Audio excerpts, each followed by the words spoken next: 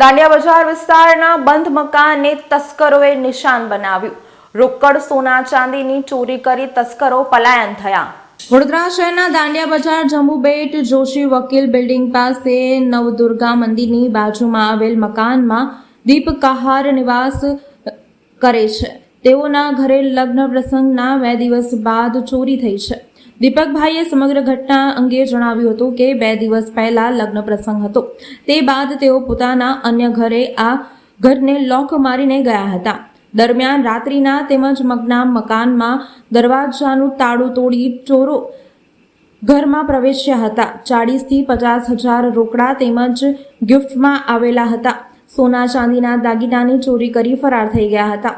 સવારના દીપકભાઈના માતાએ આ ઘરનો દરવાજો ખુલ્લો જોયો હતો અને સામાન વિખરેલાયો હતો।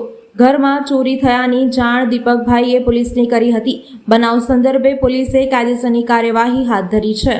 મારા તે એટલે લગ્ન પછીના 2 દિવસ પછી છે ને ચોરી થઈ હતી। એકચ્યુઅલી હું અહીંયા સૂઈ રહ્યો હતો 1 વાગે, પછી ફરાસખાનાવાળો આવ્યો હતો એટલે એમને જ બધું સામાન આપ્યું।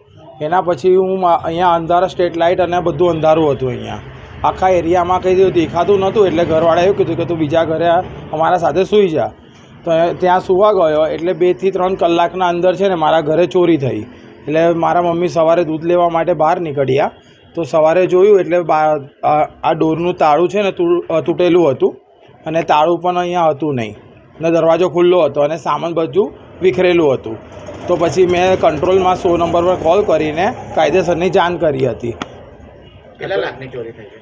હવે મારા તે એટલે 50,000 રૂપિયા રોકડ રકમ હતી, ત્યાંથી 40 થી 50,000 રૂપિયાની જે ગિફ્ટમાં આવેલા પૈસા હતા અને પ્લસ જે સોનાના 2 દાગીના હતા જે મેં ઉપર લોકરમાં મૂક્યા હતા, જેનામાં એક હાથની લકી હતી જે 3 તોલાની હતી ને એક મગમાળા હતી એ 5 તોલાની હતી। કયો એરિયા છે અને આ કઈ જગ્યા બનાવ્યું? આપણે આ જંબુબેટ દાંડિયા બજાર જોશી વકીલ બિલ્ડિંગ પાસે નવદુર્ગાનું મંદિર છે એની બાજુમાં, અને જંબુબેટ રોડ દાંડિયા બજાર વડોદરા। શું નામ? મારું નામ છે દીપ કહાર।